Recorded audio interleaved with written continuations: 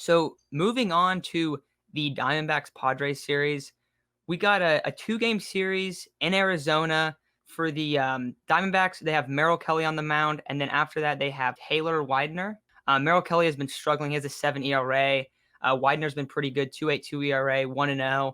On the mound for the Padres is going to be Chris Paddock against Merrell Kelly on Tuesday, and then on Wednesday it's going to be Ryan Weathers against Widener. So let's hope that we're able to survive Paddock's start. But Isaac, lead it off, man. What do you think about this series? First off, what I think about the series is going to be boring because we're not playing the Dodgers again. The Dodgers always bring us the best baseball, that's for sure. But this series, we saw last time our only loss was to Widener. Widener pitched a great game in that first series, and he looked pretty unhittable to us. I don't know why we couldn't touch him, but this is going to be a good series. I mean, I know the Diamondbacks aren't exactly a great team, but I'm pretty sure they just took a doubleheader from the Braves. They didn't allow a single run in either of those two games, and hopefully we can put up some runs and take this series outright. It's only a 2-game series, so hopefully we take both. Yeah, after the recent play from the Diamondbacks, they're not really a team that we can overlook as much as we could going into the season. They're 11-11. Madison Bumgarner threw a 7-game no-hitter yesterday against the Braves. Then they went to Zach Gallen, and he's one of the best young pitchers in baseball, so he completely dominated them too. We're getting two of the mid-rotation guys, like Isaac said, Widener. He's got decent velocity, decent breaking stuff, so he did well against us last time around. Merrell Kelly is someone that I'm absolutely terrified of because he has done really bad things to us in the past. He's got this ridiculous sinker that doesn't even sink. It just moves laterally, and it defies the laws of physics, and he somehow has pinpoint command of it. So I'm not looking forward to facing him. In their lineup, they are missing Ketel Marte, which is pretty significant. He's their Tatis Jr. He's the lifeblood of the offense. He gets plugged in first or second, and he carries the team. Right now, they still got some big hitters. They got Cole Calhoun back, who we know has loads and loads of power. They got Carson Kelly's having a nice season. Eduardo Escobar is hitting the ball pretty well. But it's going to really be a test for Chris Paddock. Last time around in Pittsburgh, he completely came undone as soon as he got under pressure. And, he's battling for that rotation spot. As soon as someone comes back, Ryan Weathers is probably going to take his spot. So he better be ready to shove tomorrow night, because this could be his last start as a San Diego Padre. It's that simple. I want to say we take two, but it all depends on how Paddock does under pressure tomorrow. The Diamondbacks' offense is sort of underrated. Thank God we don't have to face Ketel Marte, because every time he came up the bat, I'm like, oh my God, Marte's going to hit a home run here. And usually a home run followed. So I was just like, yeah, really glad we're not facing that guy right now. Merrell Kelly, man, props to him. He's always pitches really well against us. And Widener, it's always something about rookie pitchers and the Padres that it just never goes well. The rookie pitchers always, for some reason, pitch like Cy Young Award winners against the Padres. It's a mess. But, hopefully this is the second time around seeing him, so we'll be fine. And Weathers is going, so I'm confident in him. So just hopefully the offense keeps up. Paddock does well, hoping tomorrow. And we all know what to expect from Weathers. So, yeah, I can see us winning these two games pretty easily. So then I'll ask you guys, how do you think both Chris Paddock and Ryan Weathers will perform? I'll start out by saying, if this is potentially Paddock's last start, I would probably bet that he won't perform very well. We've seen him kind of put in these, and I'm not trying to be disrespectful to Chris Paddock. I mean, we've talked about him so much on the show, but when he gets put into these, all right, dude, like you got to perform really well in the situation. We talked about it in spring training a little bit, where it's like, hey, you're fighting for that spot. And he's kind of just caught break after break. Also, I think it was maybe like a week or probably 2 weeks ago. I forget which series it was, but we were talking about how much longer until we don't think Paddock's part of the rotation. Chase, you said 3 starts. Isaac, I think you said 4. And I believe that was 2 starts ago. So there's a very good chance that this is his last start. Because, yes, his ERA's gone down. It's in the 3s right now.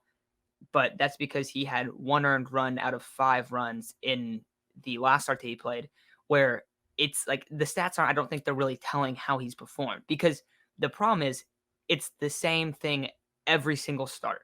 Goes out there, looks good for an inning or two, gets completely rocked, and then is fine after that.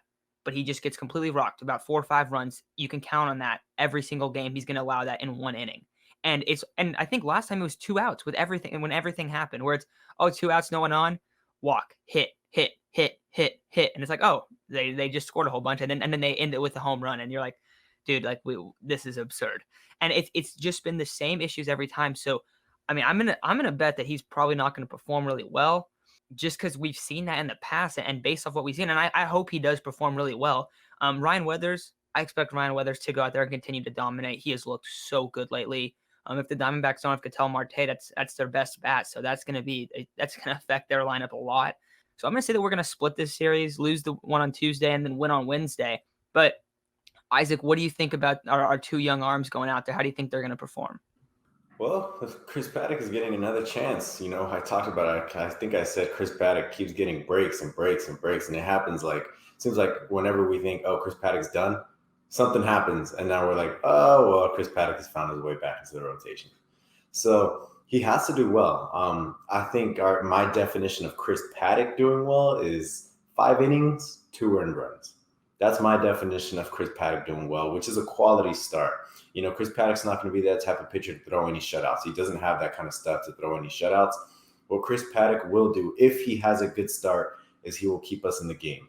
If he has a bad start, then he will absolutely blow the game. That's just kind of what Chris Paddock is. It's either a boom or bust. And that boom isn't exactly good either because it's not a shutout boom. So, but, just going off Chris Paddock, hopefully he does well. I think I'm going to expect the worst, but I'm going to hope for the best. I don't really have much to say about Ryan Weathers. Against the Dodgers so far in all his starts against the Dodgers, he's pitched 10 2/3, allowed 2 hits, no earned runs. I don't know how many walks, but he's pitched absolutely phenomenal, and I expect him to pitch even better against a weaker lineup. So I expect dominance from Ryan Weathers and hopefully better than mediocrity from Chris Paddock. I'm gonna go with we're gonna get swept. Reverse jinx, baby, reverse jinx for the win. So hopefully we go 2-0, but I'm gonna say 0-2. Okay, so since my Twitter account is based off of really bold and in-depth predictions, I'm going to go ahead and do that. I am going to be extremely specific on what I think is going to happen. Chris Paddock is going to throw a perfect game through the first 3 innings of the lineup. The Arizona Diamondbacks top 4 in the lineup will be in order: right fielder Pavin Smith, left fielder Cole Calhoun. Actually flipped those 2 defensively. Catcher Carson Kelly, and batting fourth will be, I believe, third baseman Eduardo Escobar. What's going to happen is, to lead off the 4th inning, Pavin Smith is going to hit a double. Cole Calhoun's going to follow that up with a 2-run home run. Carson Kelly is going to single, and then Eduardo Escobar is also going to hit a 2-run home run. After that, Chris Paddock will be fine, and he won't give up another run. He will get pulled after, I'm going to say, 5 innings. Let's go 5 innings. 4 earned runs, maybe a little shot of him being sad in the dugout again on TV. Command is going to be decent. He's going to give up 2 walks. Screw it, I'll throw in 4 strikeouts. For Ryan Weathers, I'm going to say he goes 6 innings for the first time. I think he's going to be very efficient, and I'm going to say he's going to give up 1 earned run, and that will be a solo home run to Carson Kelly. Rest of the lineup for the Diamondbacks is pretty left-handed heavy in terms of their better hitters. So I think he's going to have a lot of success. They're going to bring out a lot of younger guys and try to load up on right-handers, but they're not going to be very good. He's going to mow them down, but I think he'll give up 1 solo home run to Carson Kelly, and we will go 1-1 with the Diamondbacks. I'm hoping Paddock at least gives us 5 innings, like Isaac said, 2 earned runs. But what I'm really hoping for is that Tingler kind of lets Weathers go 5 to 6 innings. He only has ever thrown between I think 86 pitches a game. He gets taken out right around there. So, hopefully he goes deeper into this game, maybe 6 or 7 innings, because we really do need to rest our bullpen. It's been demolished over this last few series, man. The bullpens, I think we have the most innings pitched from our bullpen arms in the majors. So we need a couple of guys to go deep into games just to get them some rest so that we can continue for the whole series, or the whole season, my bad. Yeah, because it's been rough for them. And if they continue to do this, it's going to tire them out by the time we need them deep into the season. Yeah, so that's going to do it for this kind of preview. Looking forward to it. A nice 2-game series. The Padres have a rest day both today on Monday and on Thursday, so that hopefully that the arms get some rest that way as well.